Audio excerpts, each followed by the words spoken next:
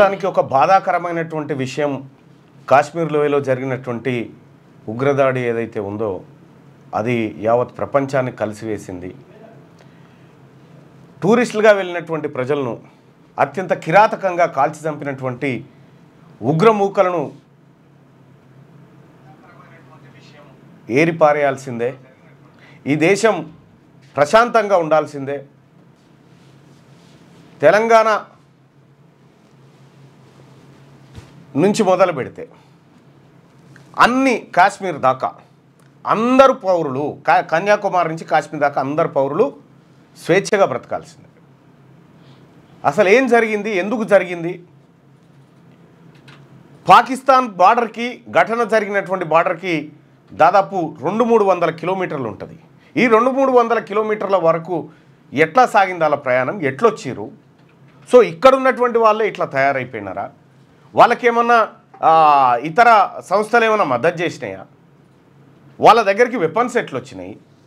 వాళ్ళ ఆర్మీ దుస్తులు ధరించి రెక్కి నిర్వహించుడు, ఆ తర్వాత వీళ్ళని కాల్చి చంపుడు. ఇంతకు భారతదేశం ఇస్తున్నటువంటి రిప్లే, సో పాకిస్తాన్తో దౌత్యపరమైనటువంటి అన్ని సంబంధాలు కట్టు, సింధు నదికి సంబంధించినటువంటి ఒప్పందం 1960 ప్రాంతంలో చేసుకున్న ఒప్పందం కూడా రద్దు, పాకిస్తాన్ పౌరులు ఎవరు 48 గంటలకు మించి భారత్లో ఉండడానికి వీల్లేదు, అందరూ నిర్దాక్షిణ్యంగా వెళ్ళిపోవాలని చెప్పి భారత్ ఆదేశించడం, ఇక్కడ ఉన్నటువంటి దౌత్య కార్యాలయం ఏదైతే పాకిస్తాన్ ఉందో పాకిస్తాన్ దౌత్య అధికారులను కూడా దేశం విడిచి వెళ్ళిపోవాల్సిందే అని హుకుం జారీ చేయడం. సో మొన్న జరిగింది ఘటన జరిగితే ప్రధానమంత్రి గారు అందుబాటులో లేరు.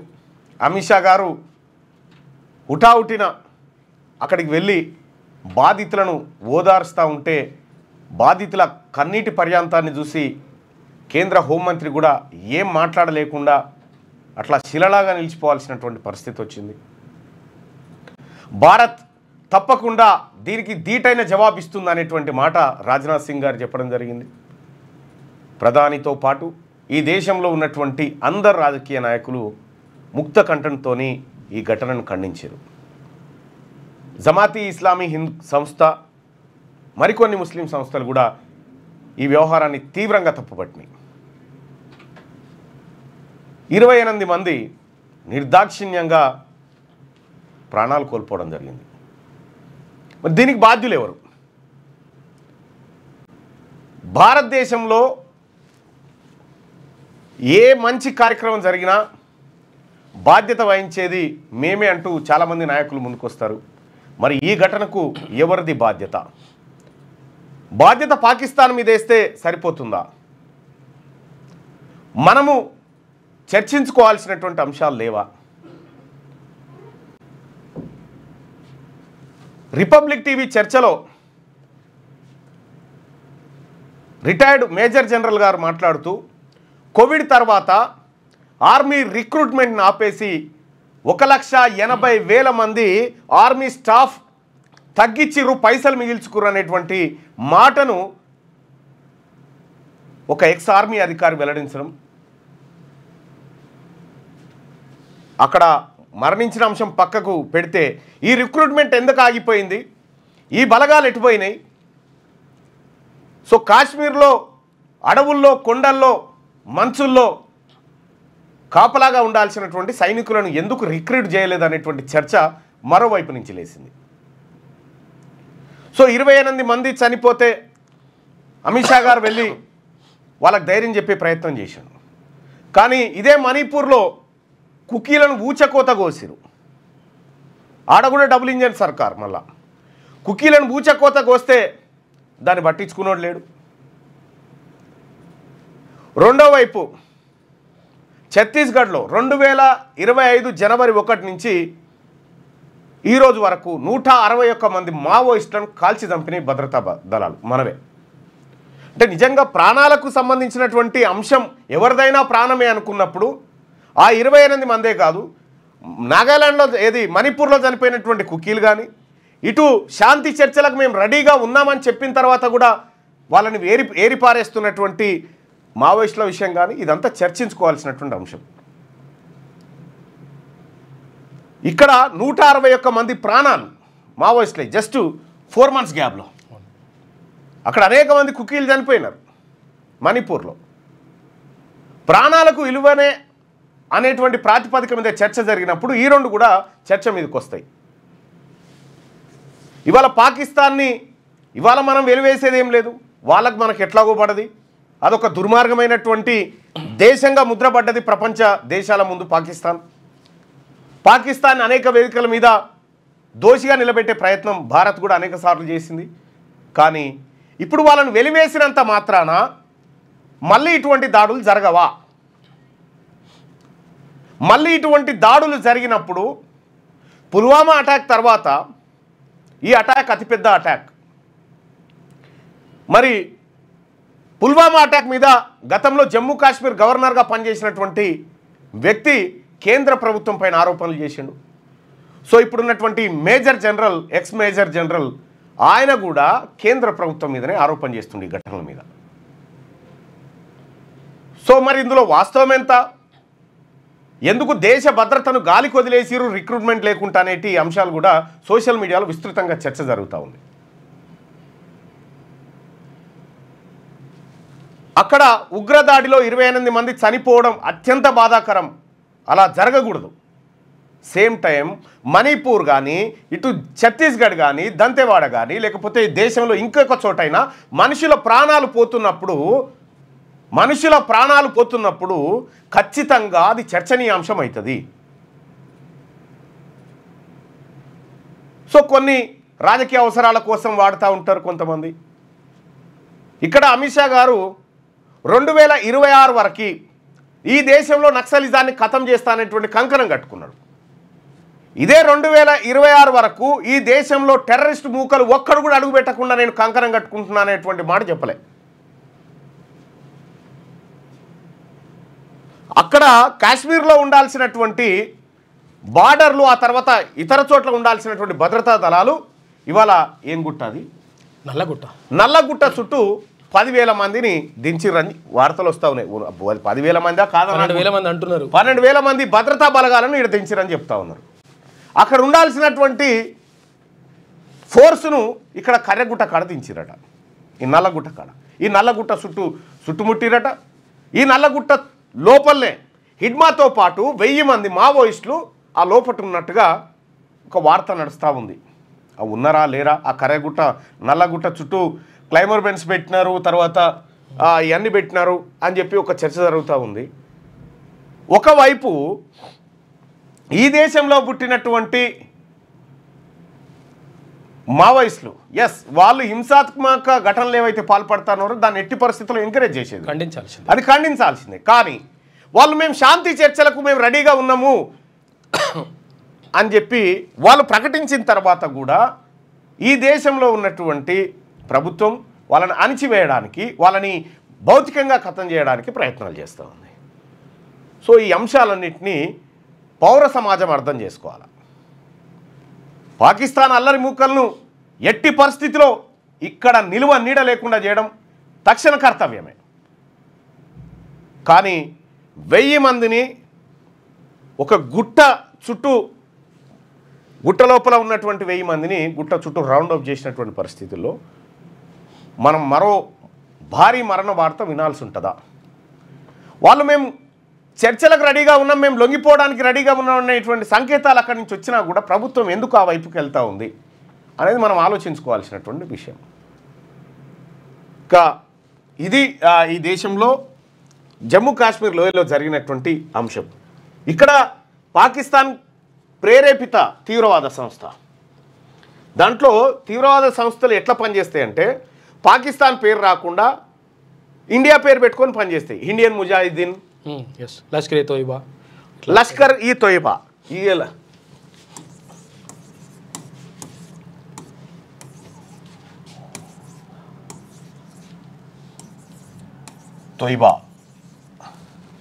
అయితే ఈ లష్కరే తోయిబా అనగానే మనకు గుర్తుకొచ్చేది ఉగ్రవాదం అనేది. కానీ దీని అసలు అర్థం పేరు ఏంటంటే నీతిమంతుల సైన్యం, దీని పేరు. దీన్ని తెలుగులోకి ట్రాన్స్ఫర్ చేస్తే నీతిమంతుల సైన్యం అట ఇది. ఈ నీతివంతుల సైన్యమేనా ఈ లష్కరే తోయిబా? ఈ లష్కరే తోయిబా ఈ వ్యవస్థలన్నీ కూడా మనకు ముంబై అటాక్స్ కానీ ఆ తర్వాత ఈ దేశంలో అనేకమైనటువంటి విస్ఫోటనాలకు కారణమైనటువంటి నీతిమంతుల సైన్యం అట అది. ఇది నీతిమంతుల సైన్యం. తర్వాత ఏంది అది ఉంటుంది కదా జిహాద్. జిహాద్ అంటే యుద్ధం. ఇంకొకటి ఆర్టికల్ 370 ఎప్పుడైతే మనం కేంద్ర ప్రభుత్వం దీనిపైన గట్టిగా నిర్ణయం తీసుకుందో ఆ తర్వాత ఇదే అంశానికి వ్యతిరేకంగా లష్కరే తోయిబాకు సామంత రాజ్యం ఒకటి తయారైపోయింది. ఇలా వాళ్ళు చేసినటువంటి ఘటనగా చెప్తా ఉన్నారు. సో ఏది చెప్పినా కూడా ఈ దేశంలో లొంగిపోతామన్నోని లొంగిపోనియాల, ఈ దేశాన్ని ఇబ్బంది పెడతా అనేటువంటి ఖచ్చితంగా వాడిని ఉరిదీయాలా, వాడిని న్యాయస్థానంగా నిలబెట్టాలి. మరి నరేంద్ర మోడీ గారు సరే నివాళులు అర్పిద్దాం, జరిగిన ఘటన దురదృష్టకరం, ఇక రేపు జరగదని గ్యారంటీ ఏంది? ఇవాళ అయిపోయింది, రేపు ఎల్లుండి జరగదన్న గ్యారంటీ ఏంది అనేది ఈ సమాజం నుంచి లేస్తున్నటువంటి ఒక ప్రశ్న. ఈ ప్రశ్నకు ప్రభుత్వం సమాధానం చెప్పాల్సినటువంటి అవసరం ఉంటుంది. ఇది అక్కడి కార్యక్రమం. ఇక రెండోది, ఇక మన టాపిక్లోకి వద్దాం. మార్నింగ్ న్యూస్ చూస్తున్నటువంటి మిత్రులారా, ఈ మార్నింగ్ న్యూస్ని లైక్ చేయండి, షేర్ చేయండి. మరొక డాక్యుమెంట్ని ఇప్పుడు బయట పెట్టబోతా ఉన్నాం. దయచేసి దీన్ని లైక్ చేసి షేర్ చేయండి. అత్యంత కీలకమైనటువంటి మరొక డాక్యుమెంట్ని ఈ ప్రజల ముందు ఈ లైవ్లో పెట్టబోతా ఉన్నాం. సో దానికి సంబంధించినటువంటిది ఒకసారి చూద్దాం. సో లక్షల కోట్ల రూపాయల సంపదను మనం సృష్టించుకుంటా ఉన్నాం, చేస్తూ ఉన్నాం కదా. మరి ఇన్ని లక్షల కోట్ల సంపదలో పేదవాళ్ళని పైకి తీసుకురావడం కోసం ఈ దేశంలో ఈ రాష్ట్రంలో జరుగుతున్నటువంటి పథకాలు వ్యవహారాలు పక్కకు పెడితే top billionaires data in Hyderabad 2023 లెక్కల ప్రకారం కేటగిరీ 1 బిలియనీర్స్ విత్ నెట్వర్త్ 10,000 కోట్ల పైన 10,000 కోట్ల పైన ఆదాయం ఉన్నటువంటి వ్యక్తుల వివరాలు. ఇది తెలంగాణకు సంబంధించినటువంటి దాంట్లో. సో ఇక్కడ ఎవరెవరు ఉన్నారు ఏం కథ అనేది ఒకసారి చూస్తే మురళీ దివి ఫ్యామిలీ, దివీస్ ల్యాబొరేటరీసు, ఇతని దగ్గర 64,800 కోట్ల రూపాయల సంపద పోగయ్యింది. ఇతను కమ్మ సామాజిక వర్గానికి సంబంధించినటువంటి వ్యక్తి. ఇండస్ట్రీ వచ్చేసి pharmaceuticals. So P V Krishna Reddy, mega engineering and infrastructure, ఇతని దగ్గర 54,800 కోట్ల రూపాయల సంపద పోగయ్యింది. ఇతను రెడ్డి సామాజిక వర్గం, కన్స్ట్రక్షన్ అండ్ ఇంజనీరింగ్ ఇతని కంపెనీ. ఆ తర్వాత పిచ్చిరెడ్డి అండ్ ఫ్యామిలీ, వీళ్ళిద్దరు మామాళ్ళు, మెగా ఇంజనీరింగ్ అండ్ ఇన్ఫ్రాస్ట్రక్చర్. ఈయన దగ్గర దాదాపు 22,700 కోట్ల రూపాయలు ఉన్నాయి. ఇతను రెడ్డి సామాజిక వర్గానికి సంబంధించి. ఎస్ సుబ్రహ్మణ్య రెడ్డి, ఇతను అపర్ణ కన్స్ట్రక్షన్స్ అండ్ ఎస్టేట్స్, ఇతని దగ్గర 19,100 కోట్ల రూపాయల సంపద ఇతని దగ్గర ఉంది. ఇతను రెడ్డి సామాజిక వర్గానికి సంబంధించినటువంటి వ్యక్తి. ఇతను రియల్ ఎస్టేట్ వ్యాపారం చేస్తాడు. ఇక అలాగే M Satyanarayana Reddy and family, MSN laboratories, ఇతని దగ్గర 15,100 కోట్ల రూపాయలు ఇతని దగ్గర సంపద పోగైంది. ఇతను రెడ్డి సామాజిక వర్గానికి సంబంధించినటువంటి వ్యక్తి. ఫార్మాస్యూటికల్స్కి సంబంధించినటువంటి బిజినెస్ చేస్తాడు. ఇక అలాగే Rameshwar Rao and family, my home ఇండస్ట్రీస్కి సంబంధించినటువంటి జూపల్లి రామేశ్వరరావు అండ్ ఫ్యామిలీ, వీళ్ళ దగ్గర 15,100 కోట్ల రూపాయల సంపద పోగైందన్నట్టుగా చెప్తా ఉన్నారు. వీళ్ళు వెలమ సామాజిక వర్గం, సిమెంట్ ప్రోడక్ట్స్కి సంబంధించినటువంటిది ఇటీవల కాలంలో రియల్ ఎస్టేట్ కూడా చేస్తున్నారు. ఇక Rameshwar Rao Jupally and family, my Home Industries, ఇవి రెండు వేరు. మళ్ళా 14,400 కోట్ల రూపాయలు ఉంది వీళ్ళ దగ్గరనే. ఇది వెలమ సామాజిక వర్గమే. ఇక వెంకటేశ్వర్లు జాస్తి అండ్ ఫ్యామిలీ, సువెన్ ఫార్మాస్యూటికల్స్, వీళ్ళ దగ్గర 12,400 కోట్ల సంపద పోగుబడి ఉంది. వీళ్ళు కమ్మ సామాజిక వర్గానికి సంబంధించినటువంటి వాళ్ళు. ఆళ్ళ అయోధ్య రామిరెడ్డి రామ్కీ గ్రూపు, ఈయన దగ్గర 11,200 కోట్ల రూపాయల సంపద ఉంది. ఈయన రెడ్డి సామాజిక వర్గం. ఇక G S Raju and family, Granules India, 11,000 కోట్ల రూపాయల సంపద వీళ్ళ దగ్గర ఉంది. వీళ్ళు రాజులు. ఇక మహిమా దల్తా అండ్ ఫ్యామిలీ, వీళ్ళు బయాలజికల్ అంటే మీకు ఎరక కదా, ఏది భారత్ బయోటెక్ బయాలజికల్ ఇవి ఉన్నాయి కదా ఫార్మాస్యూటికల్స్, అవి వీళ్ళు రాజులు, వీళ్ళు ఫార్మాస్యూటికల్లో ఉన్నారు.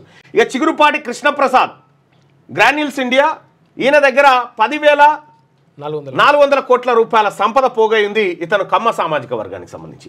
ఇక G Amarender Reddy GAR corporation ఇతని దగ్గర 10,300 కోట్ల సంపద పోగైంది. ఇతను రెడ్డి సామాజిక వర్గం, రియల్ ఎస్టేట్ చేస్తాడు. ఇక నన్నపనేని వీరయ్య చౌదరి ఇతను నాట్కో ఫార్మా, ఇతని దగ్గర 10,300 కోట్ల రూపాయల సంపద యాజ్ పర్ డేటా 2023 డేటా ప్రకారం.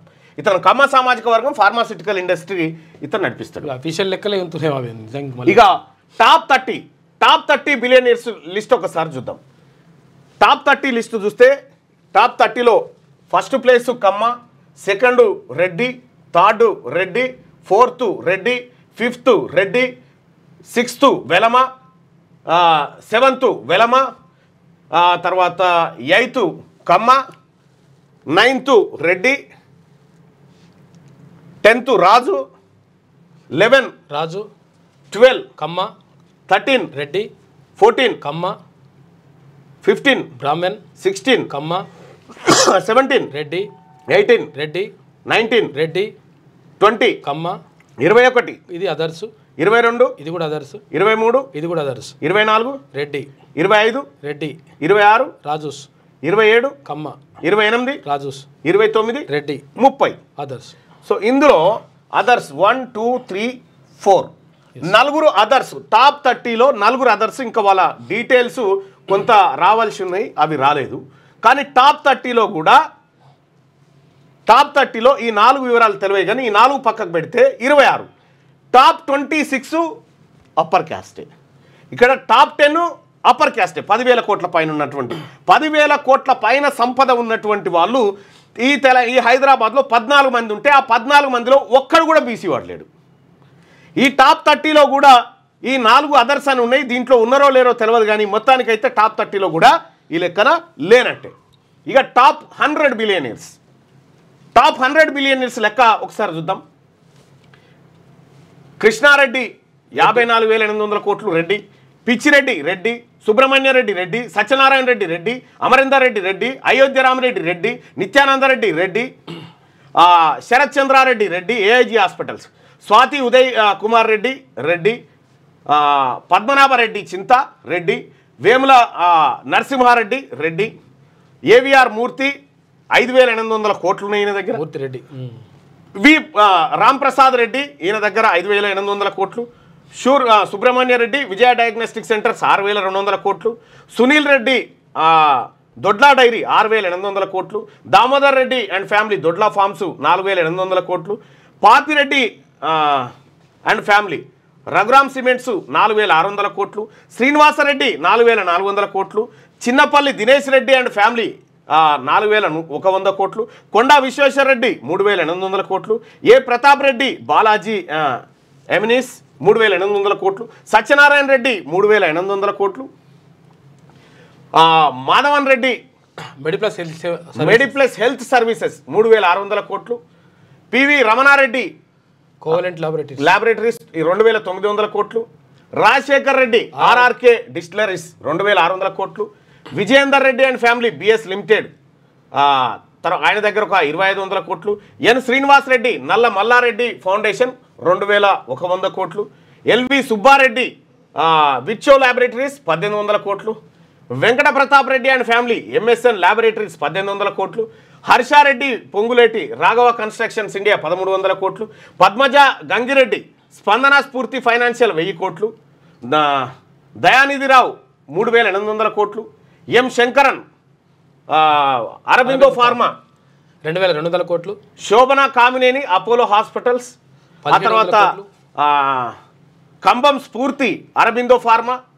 T Harish Rao Suprabhat real estate 2,000 కోట్లు. రామేశ్వరరావు 15,000 కోట్లు. రామేశ్వరరావు 15,000 కోట్లు వెలమ. జూపల్లి జగపతిరావు 1,000 కోట్లు. అప్పారావు జూపల్లి 3,700 కోట్లు. ఆ తర్వాత రూపేందర్ రావు పెన్నార్ ఇండస్ట్రీస్ 2,400 కోట్లు వెలమ.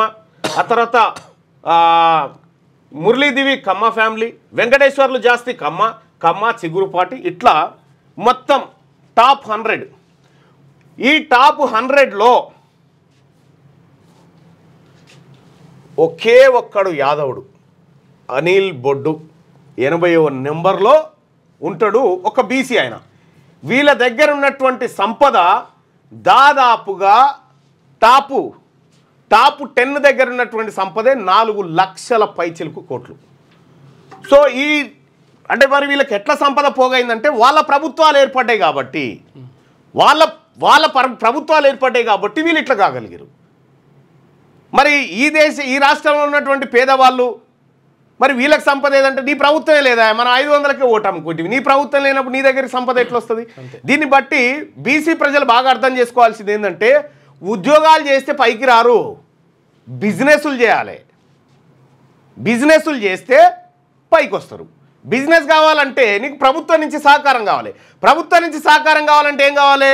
నీ ప్రభుత్వం ఉండాలి. నీ ప్రభుత్వం ఉంటే అక్కడ సాధ్యమవుతుంది. సో ఇది ఈ డేటాకు సంబంధించినటువంటి పూర్తి వివరాలు కావాలి మీకంటే 9866 524 314 వాట్సాప్లో మిస్డ్ కాల్.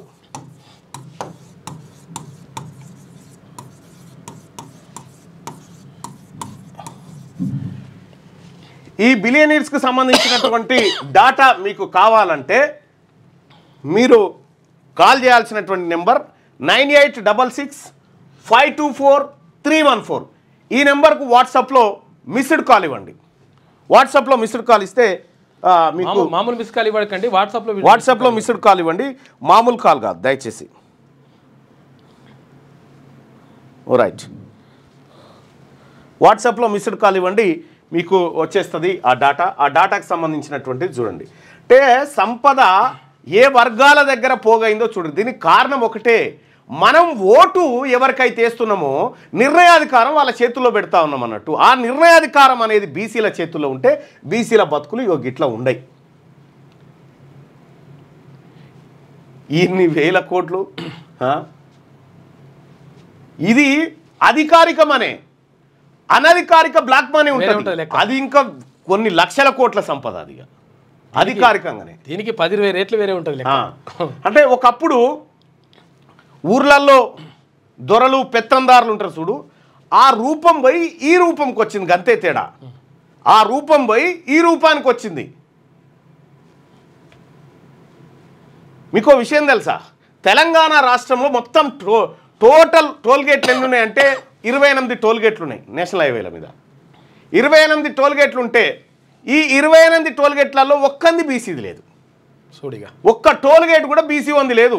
మనం కారు పోయేటప్పుడు కట్టడం పెట్టి మనం కట్టిపోతాం కదా, అవి కూడా మనకి లేవు. సో ఈ రకమైనటువంటి వ్యవహారం మీరు ఇక్కడ చూడొచ్చు.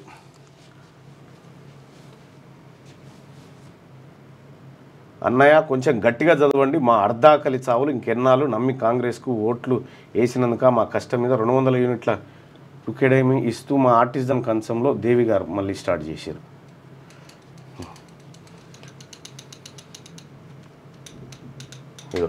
వినోద్ కుందూరు, కులం ఎన్ని రోజులు, లెట్స్ యునైట్ హిందూ. అయితే ఈ సంపద అంతా ఇప్పుడు అందరికి మంచి యునైట్ చేద్దామా ఎట్లా? మీరు గుర్తుపెట్టుకోండి, కులం అనేది లేదు లేదు లేదని వాళ్ళే చెప్తారు. ఎందుకు చెప్తారు అని అంటే దాని మాటన జరిగేటువంటి వ్యవహారం వాళ్ళకి తెలుసు కాబట్టి. ఈ తెలంగాణ రాష్ట్రంలో ద అబోలిస్ట్ 98% ఆంధ్ర వాళ్ళు, ఓన్లీ 2-3% తెలంగాణ. మేబీ కావచ్చు భాస్కర్, కావచ్చు కానీ వాళ్ళు హైదరాబాద్లో ఉన్నటువంటి స్థిరపడ్డ వాళ్ళ లెక్క 2023ది. ఇది నా డేటా కాదు, ఇది ఒక సంస్థ తీసుకొచ్చినటువంటి లెక్క. తిన్మర్మలన ఎస్సీ కార్పొరేషన్ లోన్ గురించి ఒకసారి మాట్లాడి, చాలా పెండింగ్లో ఉంది, చాలా పెండింగ్లో ఉన్నాయి. ఇవన్నీ పెండింగ్లో ఉన్నమాట వాస్తవం. పెత్తందారీ వ్యవస్థ ఇంకా ఉన్నది బాయ్ సాబ్, లేదని ఎవరన్నారు? ఉన్నది, 100% ఉన్నది. రైట్, దయచేసి ఈ విషయాన్ని ఎక్కువ మందికి షేర్ చేయడం కోసం ఈ షేర్ బటన్ని క్లిక్ చేసి మీ గ్రామాలలో ఏర్పాటు చేసిన బీసీ వాట్సాప్ గ్రూపులు క్రియేట్ చేయండి. ఆ వాట్సాప్ గ్రూపులలో ఈ అంశాన్ని షేర్ చేయండి. కనీసం మీ వరకైనా ఈ చర్చ జరగాలి, కులం అంటే బీసీలు ఒకటే కాదు, బీసీలు కులం కాదు. ఫస్ట్ ఆఫ్ ఆల్ బీసీలను బ్యాక్వర్డ్ క్లాసెస్ అంటారు, కులం కాదు దయచేసి, తరగతులు, వెనకబడిన తరగతులు, వెనకబడిన తరగతులు, బ్యాక్వర్డ్ క్లాసెస్ అంటారు దాన్ని. దాన్ని సెంట్రల్ గవర్నమెంట్లో అదర్ బ్యాక్వర్డ్ క్లాసెస్ అంటారు, కులం కాదు. ఈ బీసీలంతా ఒకే తరగతి వాళ్ళు, వీళ్ళంతా ఒకటే అని కాన్స్టిట్యూషన్లో చెప్తా ఉంది, సేమ్ క్యాస్ట్, సేమ్ క్లాస్ అని. సో అది మీరు పొరపాటుగా అర్థం చేసుకున్నారేమో. రైట్గా వార్తల్లోకి వెళ్దాం. వార్తల్లోకి వెళ్తే ఇది రైట్, ఈనాడు దినపత్రికలో ఉన్నటువంటి ప్రధానమైన వార్తల్ని చూద్దాం. ఇది సీమాంతర కుట్రే, జమ్మూ కాశ్మీర్ అభివృద్ధిని సహించలేకే ఉగ్రదాడి, హంతకుల భరతం పడతాం, సూత్రధారులను దోషులుగా నిలబెడతాం. ప్రధాని మోడీ అధ్యక్షతన సమావేశమైన భద్రతా వ్యవహారాల కేబినెట్ కమిటీ స్పష్టీకరణ. సింధు జలాల ఒప్పందం అమలు తక్షణమే నిలిపివేత, అటారీ వద్ద చెక్పోస్టు మూసివేత, పాక్ జాతీయులు భారత్ను వీడి వెళ్లాలని ఆదేశం. పాల్గామ్లో ప్రాణాలు కోల్పోయిన 26 మంది, సారీ 28 అని చెప్పిన 26 మంది పేర్లతో జాబితా విడుదల. మృతుల్లో 2 ఆంధ్రప్రదేశ్ వాసులు. జమ్మూ కాశ్మీర్ నుంచి వెళ్లిపోతున్న పర్యాటకులు ముష్కరులను కఠినంగా శిక్షిస్తామన్న అమిత్ షా. ఇగో ఘటన జరిగినటువంటిది ఇక్కడే. పాల్గామ్లో ఉగ్రవాదులు కాల్పులు జరిపిన ప్రాంతాన్ని పరిశీలిస్తున్న భద్రతా బలగాలు ఇక్కడ చూడొచ్చు. విజువల్స్ కూడా ఉన్నాయి. జమ్మూ కాశ్మీర్లో పర్యాటకులపై ఉగ్రవాదుల పాశవిక దాడిని భారత ప్రభుత్వం తీవ్రంగా ఖండించింది. ఈ నరమేధానికి పాల్పడిన ముష్కరులను శిక్షించడంతో పాటు వారిని ఎగదోస్తున్న శక్తులను బాధ్యులుగా నిలబెడతామంటూ పాకిస్తాన్ గట్టిగా హెచ్చరించింది. సీమాంతర ఉగ్రవాదాన్ని వీడే వరకు ఆ దేశం పట్ల కఠినంగా వ్యవహరించాలని నిర్ణయించింది. దౌత్య సంబంధాల స్థాయిని తగ్గించింది. ప్రధానమంత్రి నరేంద్ర మోడీ అధ్యక్షతన బుధవారం ఢిల్లీలో జరిగిన భద్రతా వ్యవహారాల కేబినెట్ కమిటీ ఈ మేరకు పలు కీలక నిర్ణయాలు తీసుకుంది. సరిహద్దులో భద్రతా బలగాలను అప్రమత్తం చేసింది. పాల్గామ్ ఉగ్రదాడిని ఖండిస్తూ పలు దేశాలు భారత్కు సంఘీభావం ప్రకటించాయి. ఉగ్రవాద నిర్మూలన కృషిలో అండగా నిలుస్తామని తెలిపాయి. మంగళవారం నాటి ఘటనలో మృతి చెందిన 26 మంది పేర్లను వెల్లడిస్తూ అధికారులు జాబితా విడుదల చేశారు. ఉగ్రదాడి నేపథ్యంలో జమ్మూ కాశ్మీర్ నుంచి పర్యాటకులు స్వస్థలాలకు తిరిగి వెళ్ళిపోతా ఉన్నారు. సో మనము ఇక్కడ ఎన్ని ఖండించినా ఎన్ని చేసినా కేంద్ర ప్రభుత్వం దీనికి ఇప్పుడు భద్రతా బలగాలను అలర్ట్ చేసి ఏం చేస్తావు? ఇప్పుడు చేసి ముందు భద్రతా బలగాలు 24 గంటలు అలర్ట్గా ఉండాల్సినటువంటి చోటు అది. 180,000 మంది సిబ్బంది ఆర్మీ ఫోర్సెస్లో రిక్రూట్మెంట్ అయిపోయి 180,000 మందిని రిక్రూట్ చేయలేదట ఇప్పటిదాకా అని చెప్తున్నాడు ఒక ఆర్మీ ఆఫీసర్. ఉందా అది? వేయచ్చు అట్లా, మనం వేయచ్చు అంటే వేయచ్చు అంటే వేద్దాం. దేశమే పోతుంటే ఇంక వేయొచ్చు ఏందన్నా?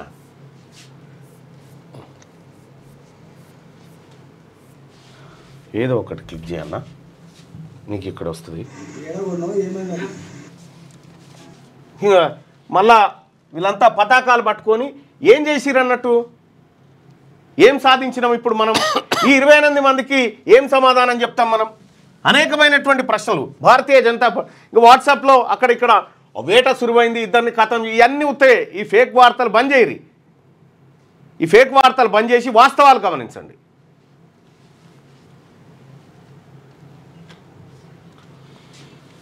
నేడు అఖిలపక్ష భేటీ.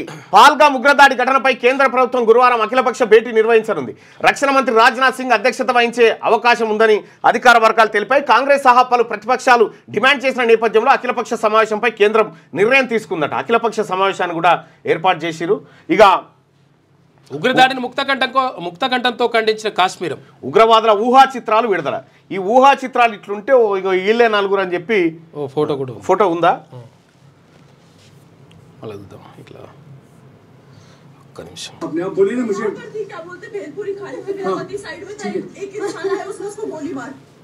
ఒక్క నిమిషం వస్తుంది. ఫస్ట్ చూసి పెట్టుకోవాలి కదా. నలుగురు ఫోటో ఇక్కడ ఉంటుంది. నీ ఫోన్లో చూసి పెట్టు ఫస్ట్. నీ ఫోన్లో చూసి పెట్టు. ఓకే, చూసి పెడతా. ఒక్క నిమిషం. ఉగ్రవాదుల ఊహా చిత్రాలు విడుదల. పహల్గామ్లో పర్యాటకులపై దాడి చేశారని అనుమానిస్తున్న 3 ఉగ్రవాదుల ఊహా చిత్రాలను భద్రతా సంస్థలు బుధవారం విడుదల చేశాయి. వీరిని హఫీజ్ ఫౌజీ, సులేమాన్ షా, అబూ తాలాగా గుర్తించారు. మూసా, యూనిస్, ఆసిఫ్ అనే పేర్లతో మార్పేర్లు వీరికి ఉన్నట్టుగా తెలిపారు. వీరిలో 2 పాకిస్తాన్ జాతీయులని భావిస్తూ ఉన్నారు. పాకిస్తాన్ జాతీయులు 2 ఉన్నారట. సో ఈ 2 పాకిస్తాన్ జాతీయులు ఇక్కడికి ఎట్లా వచ్చిర్రు? 300 కిలోమీటర్లు బార్డర్ దాటుకొని 300 కిలోమీటర్ల లోపల దాకా ఎట్లా రాగలిగిరు వీళ్ళు? ఇది దుర్మార్గం. కొత్త జంటల్ని చిదిమేశారు. భార్యల కళ్ళెదుటే భర్తల కాల్చివేత నిర్దాక్షిణ్యంగా వ్యవహరించిన ముష్కరులు. హనీమూన్ కోసం కాశ్మీర్కు వెళ్లిన కొత్త జంటల జీవితాలను ఉగ్రవాదులు చిదిమేశారు. నిండు నూరేళ్లు కలిసి ఉంటామని చేసుకున్న బాసలు కాళ్ల పారాని ఆరకముందే చెరిగిపోయాయి. పాల్గాం ఉగ్రదాడిలో ప్రాణాలు కోల్పోయిన వారిలో ఇటీవలే వివాహమైన 2 యువకులు ఉన్నారు. వారిలో ఒకరు భారత నౌకాదళంలో అధికారి. భర్తను కళ్ల ముందే ఉగ్రవాదులు కాల్చి చంపడంతో ఆ నవవధువు ఆవేదన వర్ణనాతీతం. హర్యానాకు చెందిన లెఫ్టినెంట్ వినయ్ నర్వాల్ 2 ఏళ్ల క్రితమే నేవీలో చేరారు. కేరళలోని కొచ్చిన్లో విధులు నిర్వహిస్తున్న ఆయన ఈ నెల 16న వివాహం చేసుకున్నారు. ఈ నెల 16ని 19న ఘనంగా విందు ఇచ్చారు. హనీమూన్ కోసం ఐరోపా వెళ్లాలని తొలుత వారు భావించిన వీసాలు రాకపోవడంతో కాశ్మీర్కు వెళ్లాలని ప్రణాళికలు మార్చుకున్నారు. కలిచి వేస్తున్న నవవధువు కన్నీటి వీడుకోలు. పెళ్ళై వారం తిరగక ముందుకే తన కళ్ళెదురే 16 తారీఖు పెళ్ళైంది, 19 తారీఖు పెళ్ళై వారం తిరగక ముందుకే తన కళ్ళెదురుగానే ప్రాణాలు కోల్పోయి భర్తను చూసి నవవధువు హతాశురాలైంది. మృతదేహాన్ని బుధవారం ఉదయం ఢిల్లీకి తరలించి సైనిక లాంఛనాలతో అంత్యక్రియలు నిర్వహించారు. సెల్యూట్తో భర్తకు తుది వీడుకోలు పలకడం అందరినీ కలచివేసింది. ఢిల్లీ విమానాశ్రయంలో లెఫ్టినెంట్ వినయ్ నర్వాల్ భౌతిక గాయం వద్ద విలపిస్తున్న ఆయన భార్య. ఇక మతం పేరిట ఉగ్రదాడి సిగ్గుమాల చర్య అని కిషన్ రెడ్డి. ఇక్కడంతా కర్ఫ్యూ వాతావరణం ఉంది. శ్రీనగర్ నుంచి న్యూస్ టుడేతో మాట్లాడిన ఉమ్మడి మెదక్ వాసులు కరీంనగర్ కాశ్మీర్ పర్యటనకు వెళ్ళిన 80 మంది తెలంగాణ పర్యటకులు వెళ్ళిరట. వాళ్ళు అక్కడనే ఉన్నారట. ఇంకా ఉగ్రదాడికి ధీటైన జవాబు ఉంటుంది. జమ్మూ కాశ్మీర్ మాజీ డీజీపీ రాజా ఇప్పుడు ఇచ్చి ఏం లాభం, వాళ్ళు రాకముందుకు చేయాల్సినటువంటి పని. మీరు 10 మందిని చంపురు, మేము కూడా చంపుతాం అన్నట్టుంది కథ. రైట్గా మధ్యతరగతి చేతికి అత్యున్నత సర్వీస్. సివిల్స్ విజేతలైన తెలుగు అభ్యర్థులు అధిక శాతం ఆ కుటుంబాల వారి. లక్ష్య సాధనకు పట్టు వదలకుండా ఏళ్ల తరబడి కృషి చేస్తూ ఉన్నారు. ఒకప్పుడు సివిల్ సర్వీసెస్ సాధించడం అంటే ఉన్నతాధికారుల పిల్లలు, ఆచార్యులు, అధ్యాపకుల బిడ్డలు, వ్యాపార కుటుంబాల నుంచి వచ్చిన వారే పరిమితమనే అభిప్రాయం ఉండేది. ఈ తరం మధ్యతరగతి, దిగువ మధ్యతరగతి కుటుంబాల పిల్లలు ఆ అంచనాల్ని పటాపంచలు చేస్తున్నారు. పట్టు వదలని విక్రమార్కులా కృషి చేసి అత్యున్నత హోదా ఉద్యోగాన్ని అందుకుంటున్నారు. తాజా ఫలితాల్లో తెలుగు రాష్ట్రాల నుంచి 50 మందికి పైగా విజేతలు నిలవగా వారిలో అధిక శాతం మంది మధ్యతరగతి చెందిన వారే ఉండడం ఇందుకు అద్దం పడుతుంది. 11వ ర్యాంకు సాధించిన తెలంగాణలో టాపర్గా నిలిచిన సాయి శ్రీవాణి తండ్రి మెడికల్ రిప్రజెంటేటివ్గా పనిచేస్తున్నారు. 15వ ర్యాంక్తో ఏపీ టాపర్గా నిలిచిన బన్నా వెంకటేష్ది వ్యవసాయ కుటుంబం. ఆదిలాబాద్ జిల్లా ఉట్నూరుకు చెందిన సాయి చైతన్య జాదవ్ 62వ ర్యాంకు సాధించగా ఆయన తండ్రి హెడ్ కానిస్టేబుల్గా పనిచేస్తున్నారు. ఖమ్మం జిల్లా కల్లూరు మండలానికి చెందిన నాగరాజ్ నాయక్ 697వ ర్యాంకు దిగువ మధ్య తరగతి వ్యవసాయ కుటుంబం నుంచి వచ్చిన వారే. ఆసిఫాబాద్ జిల్లాకు చెందిన రామ్టెక్కి సుధాకర్ అది కూడా దిగువ మధ్య తరగతి వ్యవసాయ కుటుంబమే. ఏపీలోని సింగరాయకొండ మండలానికి చెందిన ఎం ఉదయకృష్ణారెడ్డి బాల్యంలోనే తల్లిదండ్రులను కోల్పోయారు. కూరగాయలు అమ్ముతూ పెంచి పెద్ద చేసిన నానమ్మ కష్టాన్ని గుర్తు చేసుకుంటూ తొలుత కానిస్టేబుల్గా ఎన్నికైనట, ఆ తర్వాత సివిల్స్ కొట్టింది. ఇప్పుడు ఎందుకంటే ఈ మధ్య తరగతి ప్రజలు ఎప్పుడైతే అత్యున్నత సర్వీసులను అందుకుంటున్నారో ఆ టైంకి ఈడబ్ల్యూఎస్ తీసుకొచ్చారు. ఎందుకంటే ఆ కాంపిటీషన్ పేద వర్గాల నుంచి వస్తున్నటువంటి కాంపిటీషన్ తట్టుకునే పరిస్థితి లేక ఈడబ్ల్యూఎస్ తెచ్చారు. 2 రోజుల వడగాల్పులు సాధారణం కన్నా 2-3 డిగ్రీలు అత్యధిక ఉష్ణోగ్రతలకు అవకాశం ఉందట. 2 రోజులు వడగాల్పులు వచ్చేటువంటి అవకాశం ఉంది. ప్రజలు జాగ్రత్తగా ఉండాలని వాతావరణ శాఖ హెచ్చరిక జారీ చేసింది. ఇక హైదరాబాద్ చేరుకున్న సీఎం 7 రోజుల జపాన్ పర్యటన ముగించుకొని బుధవారం రాత్రి ముఖ్యమంత్రి రేవంత్ రెడ్డి హైదరాబాద్ చేరుకున్నారు. శంషాబాద్ విమానాశ్రయంలో సీఎం రేవంత్ రెడ్డి నేతృత్వంలోని బృందానికి పలువురు ఎంపీలు, ఎమ్మెల్యేలు, ప్రభుత్వ సలహాదారులు, కార్పొరేషన్ చైర్మన్లు, కాంగ్రెస్ నాయకులు, కార్యకర్తలు స్వాగతం పలికారు. నిన్న ముఖ్యమంత్రి రేవంత్ రెడ్డి బృందం, రైజింగ్ బృందం జపాన్ పోయి తిరిగి వచ్చింది. ఇక తుది తీర్పునకు లోబడే డీమ్డ్ యూనివర్సిటీ హోదా ఉత్తర్వుల్లో పేర్కొంటూ యూజీసీకి హైకోర్టు ఆదేశాలు జారీ చేసింది. వచ్చేసినాయి పంపినా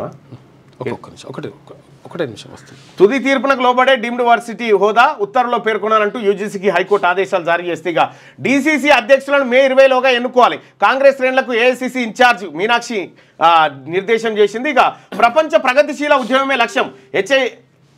హెచ్ఐసిసిలో రేపటి నుంచి 2 రోజుల పాటు కాంగ్రెస్ ఆధ్వర్యంలో భారత్ సమ్మిట్ 2025 100కు పైగా దేశాల ప్రతినిధుల రాక.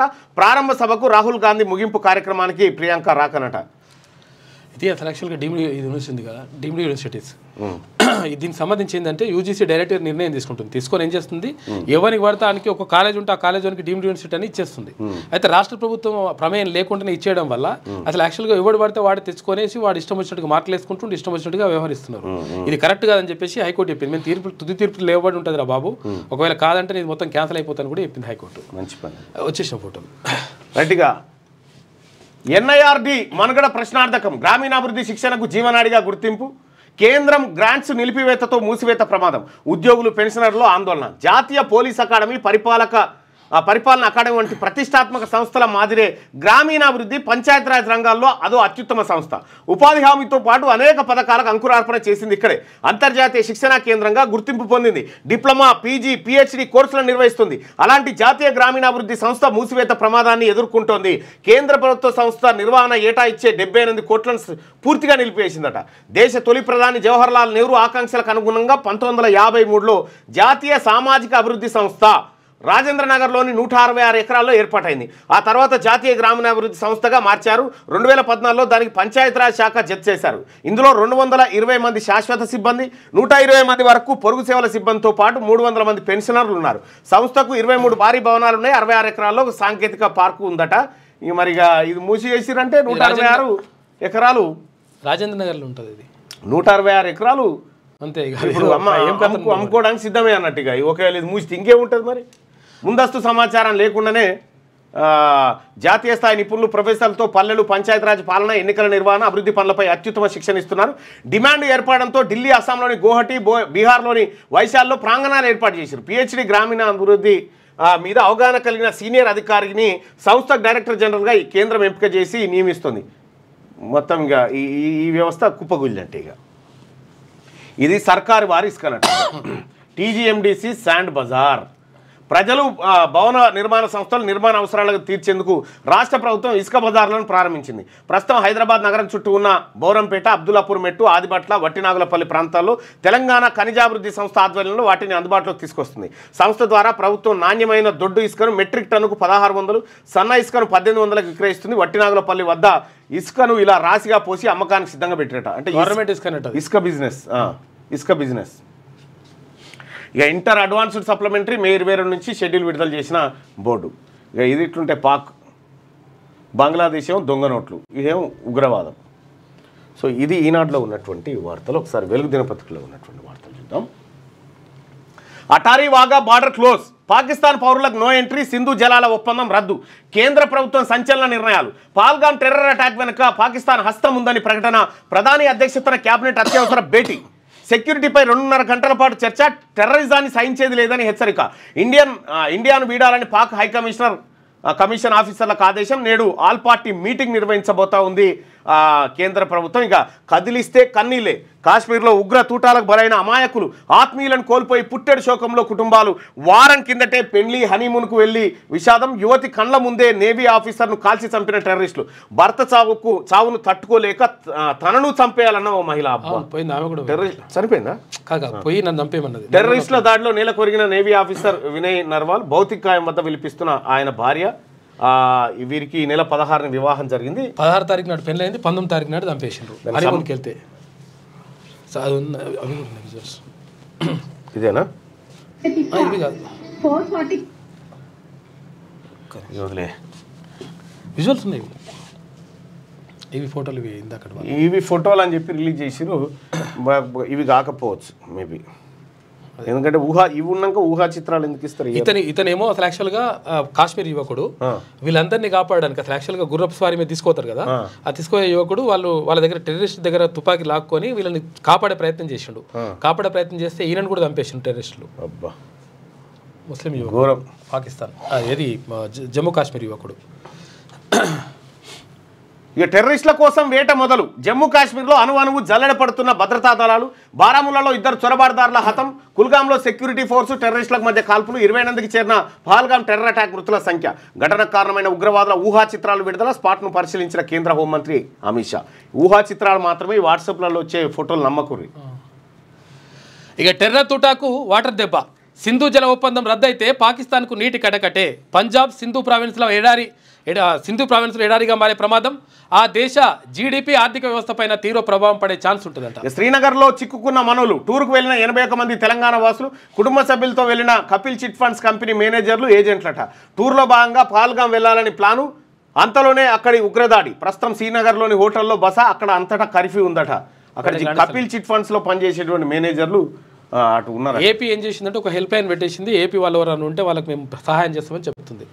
ఇక హైదరాబాద్ ఎమ్మెల్సీ ఎలక్షన్లో 78.57% పోలింగ్, 112 మందికి గాను ఓటేసిన 88 మంది. ఎన్నికకు దూరంగా బీఆర్ఎస్ మొదటి ఓటు వేసిన కేంద్ర మంత్రి కిషన్ రెడ్డి. ఇక హైదరాబాద్ లోకల్ బాడీ ఎమ్మెల్సీ స్థానానికి బుధవారం నిర్వహించిన పోలింగ్ ప్రశాంతంగా ముగిసింది. మొత్తం 112 మంది ఓటర్లకు గాను 88 మంది ఓటు హక్కును వినియోగించుకున్నారు. దీంతో 78.57% పోలింగ్ నమోదైంది. బీఆర్ఎస్ ఎన్నికకు దూరంగా ఉండడంతో కాంగ్రెస్, బీజేపీ, ఎంఐఎం కార్పొరేటర్లు ఎక్స్ అఫిషియో మెంబర్లు ఓటు వేశారు. జీహెచ్ఎంసీ హెడ్ ఆఫీస్లో ఎక్స్ అఫిషియో మెంబర్లు, కార్పొరేటర్ల కోసం వేర్వేరుగా 2 పోలింగ్ బూత్లు ఏర్పాటు చేశారు. ఉదయం 8 గంటలకు పోలింగ్ ప్రారంభం కాగా కేంద్ర మంత్రి కిషన్ రెడ్డి ఉదయం 9:30 ఓటు వేసిండు. బుధవారం జీహెచ్ఎంసీ హెడ్ ఆఫీస్లో ఓటు వేస్తున్న కేంద్ర మంత్రిగా రాష్ట్రానికి సీఎం రేవంత్ రెడ్డి రాక అంటూ ఒక వార్త. ఇక ప్రాణాలు తీస్తున్న వడగాల్పులు, వడదెబ్బతో 3 రోజుల్లో 19 మంది మృతి. ఇది టెర్రర్ అటాక్ అంటే ఎక్కువ ఉంది. ఇది చాలా డేంజర్. నాకు వచ్చింది 10. నీకు కూడా వచ్చిందా వడదెబ్బ? నువ్వు ఎటు పోగానే కడుపుల సల్ల గదిలో కూడా కూర్చుంటావు కదా, ఎట్లా అయింది ఇట్లా బైక్ అడిపోయినామైంది. 10 జిల్లాల్లో 44 డిగ్రీలకు పైగా టెంపరేచర్లు నమోదు. నిర్మల్ జిల్లా దుస్తరాబాద్లో 44.5 డిగ్రీల గరిష్ట ఉష్ణోగ్రత. అన్ని జిల్లాల్లోనూ దంచి కొడుతున్న ఎండలు. మరో 2 రోజుల పాటు మరింత తీవ్రంగా హీట్ వేవ్స్. నేడు 11 జిల్లాలకు, రేపు 7 జిల్లాలకు రెడ్ అలర్ట్ జారీ. చాలా జాగ్రత్తగా ఉండండి ప్రజలారా. ఇవి ఇటువంటి ఏది గణెట్ రాయాల్సి గణెట్ రాయాల్సి మనిషే వడదెబ్బకు సుడిపడ్డాడు. ఇక కర్రెగుట్టలో హై టెన్షన్. అడవులను చుట్టుముట్టిన 12,000 మంది బలగాలు. మావోయిస్టుల కోసం 2 రోజులుగా కూంబింగ్. హెలికాప్టర్లో బలగాలకు ఆయుధాలు, సరుకులు సరఫరా. హిడ్మాదలం టార్గెట్గా ఎన్కౌంటర్ అట. తెలంగాణ ఛత్తీస్గఢ్ సరిహద్దు దండకార్యంలో కర్రెగుట్టలట. ఈ కర్రెగుట్టల చుట్టూ 12,000 మంది భద్రతా బలగాలు, ఆర్మీ దిగిందట. అయితే శాంతి చర్చలు జరపాలని చెప్పేసి వాళ్ళు కోరుతున్నారు. తర్వాత శాంతి చర్చల కోసం కొంతమంది ఇక్కడ కూడా చేస్తున్నారు. పౌర సమాజం అడుగుతా ఉన్నది. విజువల్స్ అవి ఉన్నాయి.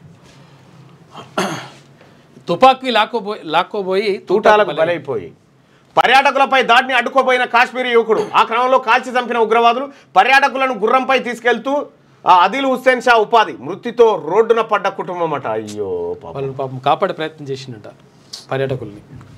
ఈయన చంపేసిండ్రు. వాళ్ళు పాకిస్తానీలే. పహల్గామ్ దాడి ఉగ్రవాదుల్లో 5గురు ఆ దేశస్తులే. వారి భాష ఆధారంగా గుర్తింపు. దాడిలో పాల్గొనేది మొత్తం 7గురు, అందులో 2 స్థానికులు.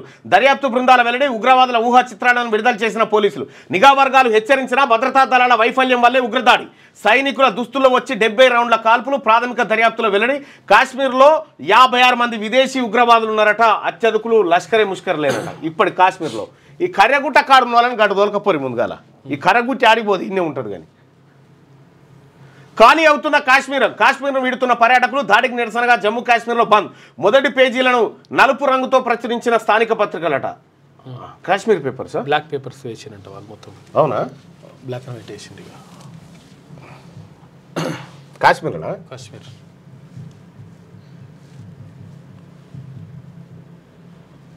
పేపర్స్ టుడే అందామా? గ్రేటర్ కాశ్మీర్.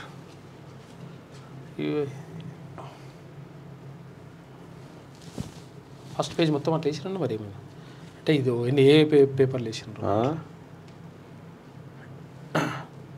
కలర్స్ వచ్చినాయి కానీ చలో.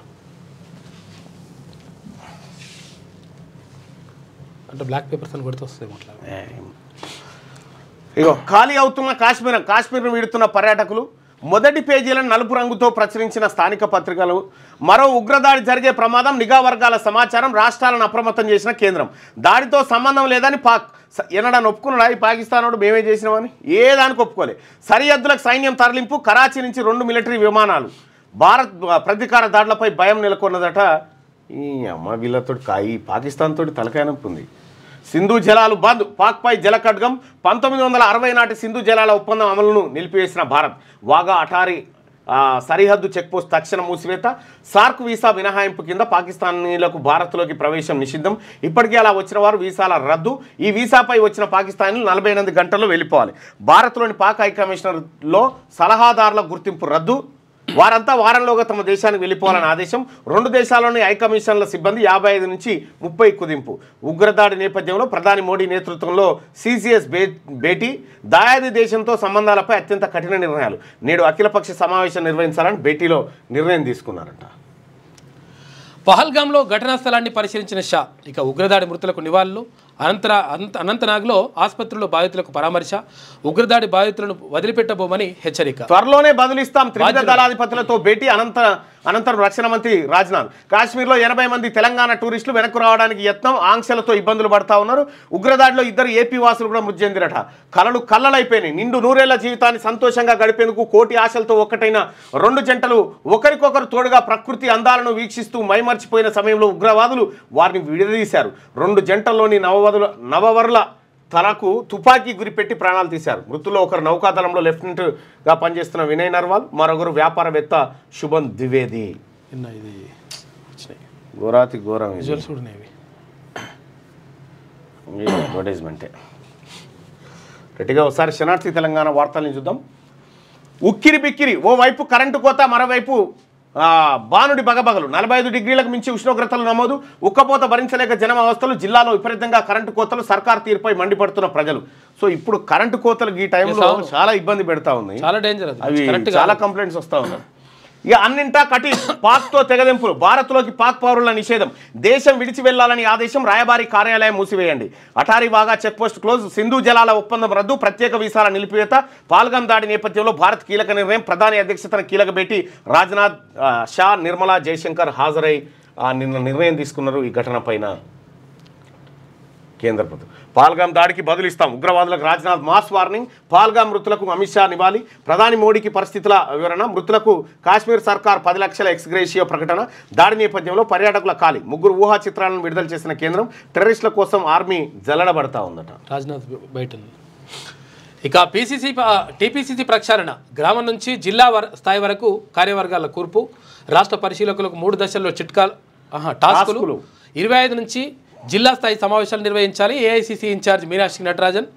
ఇక పరిశీలకులు బాధ్యతగా పనిచేయాలి.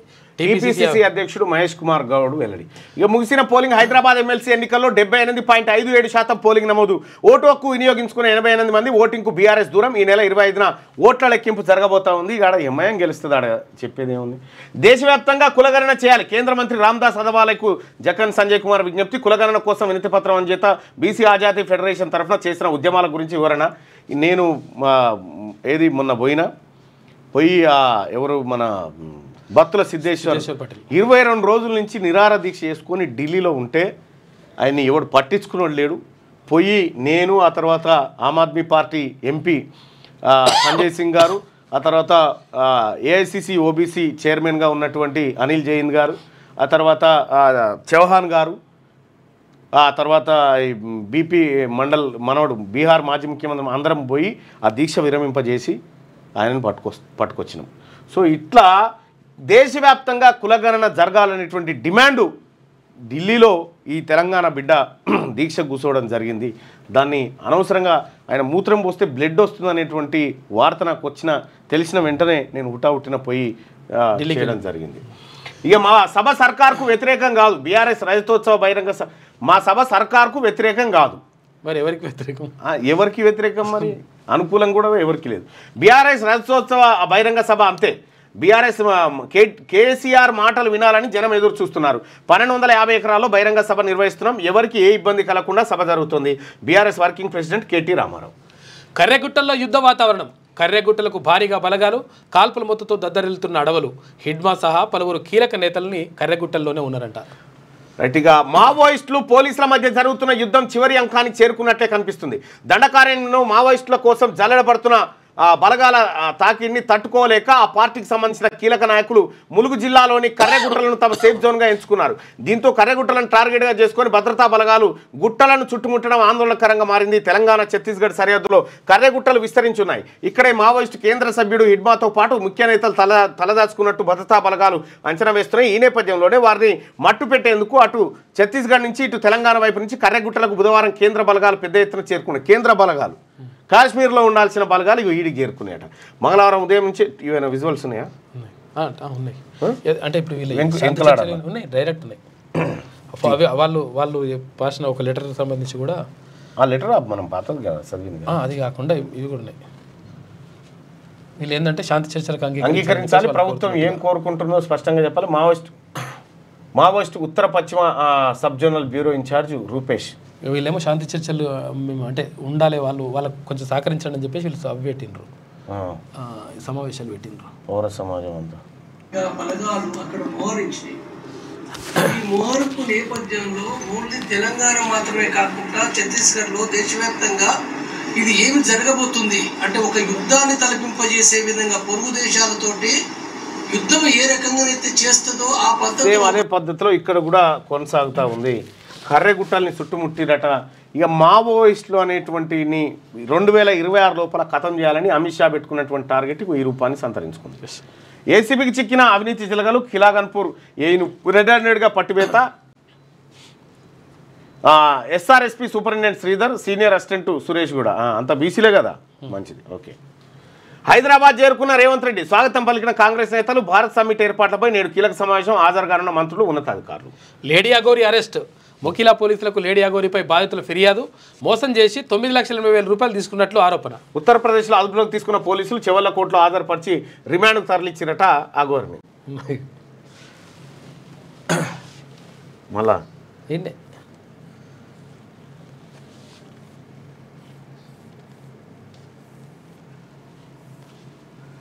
నాకు తెలిసిన కాడికి ఇది అనుకుంటున్నాను.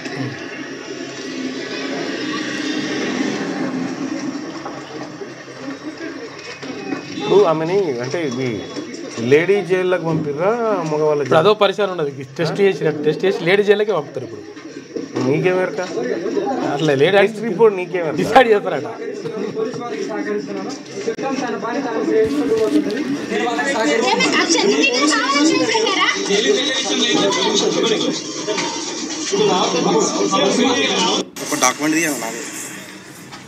తగ్గేదేలే, జైల్లో కూడా ఇద్దరం కలిసే ఉంటాం. ఏంది ఇలా పంచాయతీ?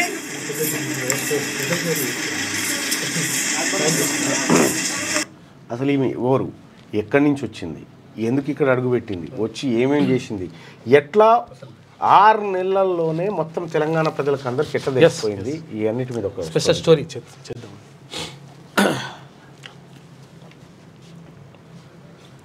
ఇది అఘోరికి సంబంధించినటువంటి వార్త. అయితే ఒకసారి సాక్షి దినపత్రికలో ఉన్నటువంటి వార్తలు చూద్దాం.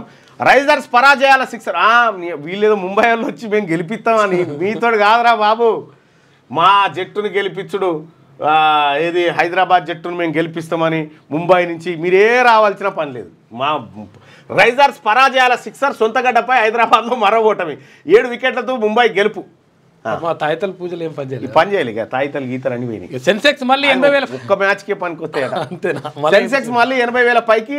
ఐటీ ఆటో షేర్లకు డిమాండ్. 7వ రోజు బుల్ దూకుడట. ఇక నీట్ నిజంగా పరీక్షే. మే 4న జరిగే నీట్ పరీక్షకు ఎన్టీఏ పెట్టిన నిబంధనలు విద్యార్థులకు నిజంగానే పరీక్షగా మారనున్నాయట. మే 22 నుంచి ఇంటర్ సప్లిమెంటరీ పరీక్షలు ఉంటాయి. ఫలితాల్లో డీలా ఎందుకు ఇలా?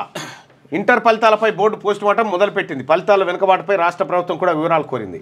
ఇక బంగారం డిమాండ్కు ధరాఘాతం. ధర పెరుగుతుంటే తక్కువ అవుతారట కొనేటోళ్ళు. మరి తగ్గరా? 65 దాటితే నో పదవి. గ్రామ బ్లాక్ స్థాయి పదవుల్లో యువతకు ప్రాధాన్యం. కాంగ్రెస్ పార్టీ కీలక నిర్ణయం. పీసీసీ ప్రక్షాళనకు రోడ్ మ్యాప్. రాష్ట్ర కార్యవర్గం నుంచి గ్రామ స్థాయి వరకు మార్పులు. 10 ఏళ్లకు పైగా పార్టీకి సేవ చేసిన వారికే ఛాన్సు. జిల్లాకి 2 చొప్పున పరిశీలకులు. రాష్ట్ర స్థాయి పరిశీలకుల సమావేశంలో నిర్ణయం. సమావేశానికి ఆలస్యంగా వచ్చిన వారిపై వెంటనే వేటేసిరట. తెలంగాణ ప్రదేశ్ కాంగ్రెస్ కమిటీ పూర్తి స్థాయిలో ప్రక్షాళన కాబోతా ఉందట. 65 ఏళ్ళు దాటిన వాళ్ళకు ఇక కమిటీలలో చోట్లేదట. పాపం ఆ గాంధీ భవన్ గోడల్ని పట్టుకొని చాలా మంది ముసలోళ్ళు అయ్యారు. సగం జీవితం గాంధీ భవన్ గోడలనే అయింది. పాక్కు పంచు. దౌత్య సంబంధాల కత్తెర.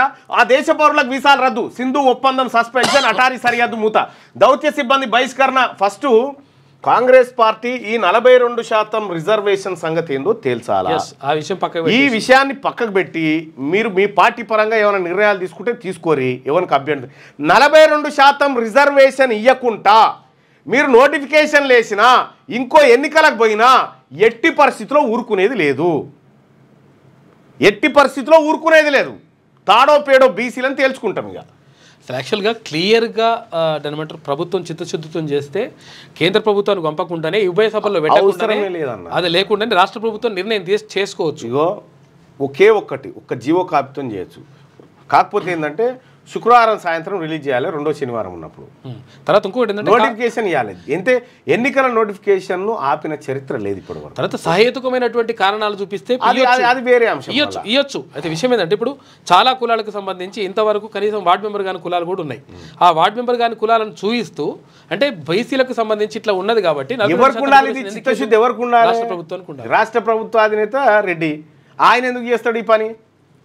చేయొచ్చు. పాక్కు పంచ్, దౌత్య సంబంధాల కత్తెర, ఆ దేశ పౌరులకు వీసాలు రద్దు, సింధు ఒప్పందం సస్పెన్షన్, అటారీ సరిహద్దు మూసివేత, దౌత్య సిబ్బంది బహిష్కరణ, సిసిఎస్ భేటీలో నిర్ణయాలు, పాల్గం దాడి ఖండన, మోదీ సారథ్యం లోతుగా చర్చ, ఉగ్రవాదాన్ని పోషిస్తుందంటూ పాకిస్తాన్పై ధ్వజం, దాడికి దీటైన ప్రతీకారం తప్పదని సంకేతాలు ఇచ్చిరిగా ఉగ్రవాదానికి భారత్ తలవంచదని అమిత్ షా అంటే గట్టిగా బదులిస్తామని రాజ్నాథ్. ఆ నవవరుడు నేవీ అధికారి పెళ్లైన 6 రోజులకే 100 ఏళ్లు, ఏమిటి సింధు జలాల ఒప్పందం అని చెప్పి 6వ పేజీలో ఉంటే విహారానికి వెళ్ళి ఉగ్రదాడికి గురై పాల్గాంలో 2 ఏపీ వాసులు మృతి అంటూ ఇందులో కూడా వార్తను చూసుకోవచ్చు. ఇక ఏ పంటలకు బీమా ఇవ్వాలి, పంటల బీమా పథకాన్ని వచ్చే వానాకాలం సీజన్ నుంచి పట్టాలు ఎక్కించాలని ప్రభుత్వం భావిస్తూ ఉందట. ధరణి కష్టాలు తొలగించేందుకే భూభారతి నిర్వహిస్తున్నట్టుగా రెవెన్యూ శాఖ మంత్రి పొంగులేటి శ్రీనివాసరెడ్డి అంటే ఇక ప్రపంచ సాగు భూమిలో 15% కలుషితం అయిపోయిందట.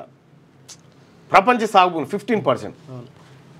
ఎంఐఎం గెలుపు లాంఛనమే. స్థానిక ఎమ్మెల్సీ పోలింగ్ ప్రశాంతం, పోలింగ్కు బీఆర్ఎస్ గైర్హాజరు, ఓట్లేసిన కాంగ్రెస్. నామినేషన్ల చివరి రోజు వాళ్ళు ఎంఐఎంకే వేసి ఉంటారు, ఓటు వేసి వస్తున్న అక్బరుద్దీన్, అసదుద్దీన్ సొంతంగానే వాళ్ళకి 49. బీఆర్ఎస్ కాంగ్రెస్ సెక్యులర్ పార్టీలా కేంద్ర మంత్రి కిషన్ రెడ్డి. ఇక తాజ్మహల్ అద్భుతం, ఎవరు అమెరికా వైస్ ప్రెసిడెంట్. కర్రిగుట్టలో కాల్పుల మోత, 2 రోజుల్లో ఆపరేషన్ ముగుస్తుందని ప్రచారం, తీర్పునకు లోబడే డీమ్డ్ హోదా అని చెప్పి హైకోర్టు స్పష్టీకరణ చేస్తే దళార్లే రైతులుగా దోపిడీ, రైతుల పేరిట దళార్ల పత్తి విక్రయాలు, సహకరించిన సిసిఐ మార్కెటింగ్ అధికారులు, విజిలెన్స్ విచారణలో వెల్లడవుతున్న వాస్తవాలు. రైతు తెచ్చిన పత్తికి తేమ పేరిట కొనుగోలు కేంద్రాల్లో తిరస్కరణ, ఆ పత్తి కొనుగోలు చేసి అదే కేంద్రంలో అమ్మిన దళార్లట. క్వింటాల్కు 1000 నుంచి 1500 వరకు లాభం. ఇప్పుడు రైతు పత్తి తీసుకొని సిసిఐ కాడికి వస్తే ఇలా తేముందా అని చెప్పి వెలగొడతారట.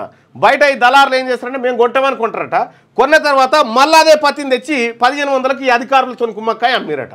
ఇగో ఇది దందా. 500 ఎక్కువ క్వింటాల్కి. రెస్క్యూ ఏం చేద్దాం? ఎస్ఎల్బిసి సొరంగం వద్ద 60 రోజులుగా కొనసాగుతున్న రెస్క్యూ ఆపరేషన్ పనులను ఇంకా కొనసాగించాలా లేక నిలిపివేయాలన్న దానిపై ప్రభుత్వం ఏర్పాటు చేసిన సాంకేతిక నిపుణుల కమిటీ శుక్రవారం భేటీ కాబోతా ఉందట. 60 రోజుల 6 అట్లే ఉన్నది, 6 శవాలను ఉన్నాయి. చరిత్రలో నిలిచేలా రజతోత్సవ సభ. బీఆర్ఎస్ వర్కింగ్ ప్రెసిడెంట్ కేటీఆర్ 2.5 దశాబ్దాలుగా ప్రజలతో పార్టీ మమేకం, బీఆర్ఎస్తో హిమాలయాల స్థాయికి తెలంగాణ కీర్తి, 27న పల్లెల్లో గులాబీ జెండాలు ఎగరవేయాలి, కదం తొక్కుతూ వరంగల్ చేరుకోవాలని పిలుపు, ఎల్కతుర్తిలో రజతోత్సవ సభ ఏర్పాట్లు, పార్కింగ్ స్థలాల పరిశీలన జరిగిందట నిన్న. ఇక నిప్పుల కొలిమి, రాష్ట్రంలో మండిపోతున్న ఎండలు, చాలా చోట్ల 40 డిగ్రీల కంటే ఎక్కువ ఉష్ణోగ్రతలు. నిజామాబాద్ జిల్లాలో 44.5 డిగ్రీల సెల్సియస్, తేమ శాతం పెరగడంతో తీవ్ర ఉక్కపోత జరుగుతూ ఉందట. వడదెబ్బకు ఒక్కరోజే 8 మంది మృతుల్లో వయసు పైబడిన వారే, అది ముసలోళ్ళు ముత్తుకోలు ఎవరైతే. చాలా జాగ్రత్తగా ఉండండి, బయటకు వెళ్ళకండి. నెత్తురోడిన కాశ్మీరం, పర్యాటకులపై ఉగ్రదాడి, 26 మంది బలి అంటూ మంచుకొండలపైన నెత్తురు చుక్కలు. సరే పల్లవి తీసుకున్నాం. మనమంతా ఒకటే, కలిసికట్టుగా ఉగ్రవాదంపై పోరాడదాం, కేంద్రానికి అన్ని విధాలా సహకరిస్తాం, పాల్గాం ఉగ్రదాడి ఘటనపై ఖర్గే. ఇక రేట్ ఎక్కువ ఆట తక్కువ అన్నట్టు. ఈయన పేరు ఏంది? రిషబ్ పంత్.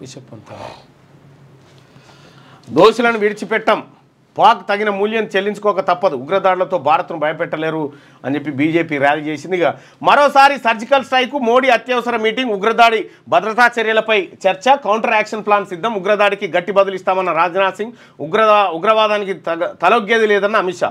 సెర్చ్ ఆపరేషన్ ముమ్మరం చేసిన భద్రతా దళాలు ఇప్పటికే ముష్కర్ల ఊహా చిత్రాలు విడుదల చేశారు. మా దేశం విడిచి వెళ్ళండి, పాక్ పౌరులకు భారత్ 48 గంటలు డెడ్ లైన్ విధించింది. పహల్గాం ఉగ్రదాడి వెనుక పాకిస్తాన్ ఉందన్న కేంద్రం. ఇక అటారీ వాగా చెక్ పోస్టులు మూసివేత, సింధు జలాల ఒప్పందాన్ని నిలిపివేయాలని నిర్ణయం తీసుకుంది. రైట్గా తెలంగాణ కుంభమేళగా బీఆర్ఎస్ సభ ఉండబోతుందని ఒక వార్తుంటే, సీఎంను చంపేస్తామని, సిద్ధరామయ్యను చంపేస్తామని ఎవడు అన్నాడట. ఇక హైడ్రా కొత్త లోగో, నీటి బొట్టుతో సరికొత్తగా డిజైన్ చేసిండ్రు. ఆఫీస్తో పాటు యూనిఫామ్పై ముద్రించాలని రంగనాథ్ ఆదేశాలు జారీ చేసినారు. త్వరలోనే టీపీసీసీ ప్రక్షాళన, గ్రామ స్థాయి నుంచి అన్ని కార్యవర్గాల కూర్పు, పార్టీ కోసం పనిచేసిన వారికే పదవులు. ఏం చేసుకుంటారు ఇప్పుడు ఆ పార్టీ పదవులు తీసుకొని? జెండా మోసే పనులు అవన్నీ అంతే. అసలైన పదవులేమో వాళ్ళు ఎత్తుకపోయారు, ఈ ఉత్తుత్తేమో బుడ్డబుడ్డోళ్లకు. జనతా గ్యారేజ్లా తెలంగాణ భవన్ ఎవరికి కష్టం వచ్చినా ఈడికే వస్తున్నారు, ప్రజల గుండె ధైర్యంగా గులాబీ జెండా ఉందని చెప్పి కేటీ రామారావు గారు చెప్తారు. ఎవరికి కష్టం వచ్చినా ఈడికే వస్తున్నారు అనుకుంటే 10 ఏళ్ళు బీఆర్ఎస్ పార్టీ కష్టాలలో ఉండే కాదు ఏమన్నా కలిసి 10 ఏళ్ళల్లా ఇప్పుడు కష్టం వస్తే ఆడికే వస్తారు. జైలుకు అగోరి చీటింగ్ కేసులో యూపీలో అరెస్టు చేసిన పోలీసులు. ఇక ప్రశాంతంగా ఎమ్మెల్సీ పోలింగ్ 112 ఓట్లకు పోలైనవి 88 ఓట్లు. ఓటేసిన బీజేపీ, ఎంఐఎం, కాంగ్రెస్ సభ్యులు. ఓటింగ్కు దూరంగా బీఆర్ఎస్. క్రాస్ ఓటింగ్పై సస్పెన్స్. ఎంఐఎంకే మెండుగా గెలిచే అవకాశాలు. ఇక ఆ కేసును కొట్టివేయండి. హైకోర్టును ఆశ్రయించిన రేవంత్ రెడ్డి. బీజేపీపై చేసిన వ్యాఖ్యల మీద పరువు నష్టం దావా. కేసు విచారణ చేపట్టొద్దని కోరిన సీఎం. కోర్టు ఆధార్ నుంచి మినహాయింపు ఇవ్వాలని వినతి అంటూ ఒక వార్త. ఇది పల్లవిలో ఉన్నటువంటి వార్త. అయితే ఇక నమస్తే తెలంగాణ వార్తలు చూస్తే నిప్పుల కొలిమి. రాష్ట్రం అంతా 41 డిగ్రీలకు పైగా ఉష్ణోగ్రతలు ఉన్నాయట. ముష్కర మూక ఇదే. ఇది తప్పుడు ఫోటోనట. ఈ ఎందుకు తొందరపడి వేస్తున్నారు అంటే ఈ పత్రికలో కామన్లే.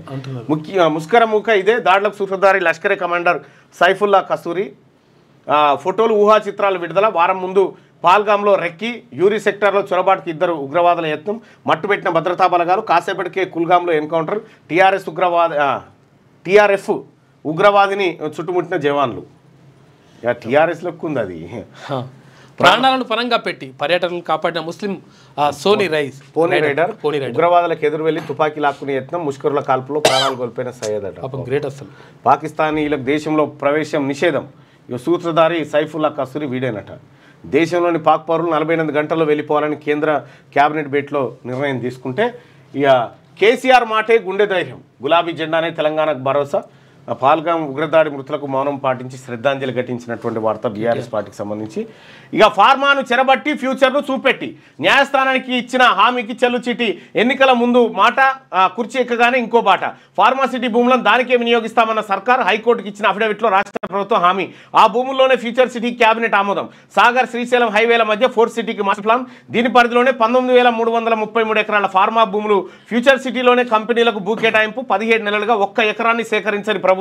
కొత్త సిటీలకు కంపెనీలకు భూమి ఎక్కడి నుంచి తెస్తారు? సాక్షాత్ హైకోర్టుకే రాష్ట్ర సర్కార్ తప్పుడు సమాచారం ఇచ్చిందంటూ ఒక వార్త ఉంటే ఇక ఫ్యూచర్ సిటీ పేరుతో కాంగ్రెస్ మోసం. ఫార్మా భూముల్ని వాడటం చట్ట విరుద్ధం. ఆ భూములతో ప్రభుత్వం రియల్ దందా. ఇక రైతు భూములను గుంజుకోవడం అభివృద్ధి. ఎన్నికల్లో చెప్పింది ఒకటి, నేడు చేస్తున్నది ఒకటి. రేవంత్ రెడ్డి సర్కార్పై జాతీయ సంఘాల ప్రతినిధులు, నిజ నిర్ధారణ కమిటీ సభ్యుల ఫైర్. ఫార్మా రైతులతో మాట్లాడిన పర్యావరణవేత్తలు. ఫెన్సింగ్ వేసిన రైతుల భూముల పరిశీలన. ఇక ఉపాధికి గండి. 6.5 కోట్ల రూపాయల పని దినాలే 6.5 కోట్ల పని దినాలే, రూపాయలు కాదు. అసలు యాక్చువల్గా 12 కోట్ల చిల్లర. నిరుడు కంటే 1.5 కోట్ల తగ్గింపు. ఉపాధి పని దినాలు పెంచాలని కేంద్రానికి లేఖ రాయనున్న రాష్ట్రానికి 2,700 కోట్ల నిధులు. వేతనాలకు 1,625 కోట్లు. ఎంసీ కింద 1,083 కోట్లు. సీసీ ఉన్నట్టా లేనట్టా? ఒక 10వ తరగతికే గ్రేడింగ్ విధానం రద్దు. 1 నుంచి 9 తరగతులపై స్పష్ట తేదీ అని అడుగుతా ఉన్నారు. ఇక పరిహారానికి పైసలు లేవంటూనే ప్రచారానికి 28 కోట్ల దుబారా. ఎకరానికి 10,000 ఇస్తామన్న ప్రభుత్వం. నెల గడిచిన పైసా ఇవ్వని రేవంత్ సర్కార్. చేయని రుణమాఫీ, ఇవ్వని రైతు భరోసాపై ఊరూరా ప్రచారానికి దిగిన ప్రభుత్వం. ఫ్లెక్సీల ఏర్పాటుకు 28 కోట్లు విడుదల. కాంగ్రెస్ ప్రభుత్వ తీరుపై రైతులు ఆగ్రహం వ్యక్తం చేస్తూ ఉన్నారట. రైతులకు పరిహారం ఇచ్చేందుకు సర్కార్ ససేమిరా. అకాల వర్షాలతో 30,000 ఎకరాల్లో పంట నష్టం అట. ఇక వడ్లు కొనాలని రోడ్డు ఎక్కిన రైతులు. ఈ కొనుగోళ్ల కాడ వాళ్ళు ఇల్లు అయితే ఉంది. రాష్ట్ర ప్రభుత్వం కనీసం దృష్టి పెట్టాలి. ఆ కొనుగోలు కేంద్రాల కాడ రైతులు అవస్థ పడతా ఉన్నారు. కనీస సౌకర్యాలు లేవు. ఎండనేమో 41 డిగ్రీలు కొడతా ఉంది. ఆడికి ధాన్యం తెచ్చిన రైతు బాధ ఏంది, మన కథ ఏంది? కనీసం రాష్ట్ర ప్రభుత్వం దీని మీద దృష్టి పెట్టాలి. లేకపోతే వచ్చిదే మళ్ళా. అప్పుల బాధతో రైతు ఆత్మహత్య యత్నం. 100కు డైల్ చేసిన కుటుంబ సభ్యులు. రైతుకు పోలీసుల కౌన్సిలింగ్. కుటుంబ సభ్యులకు అప్పగింతనట.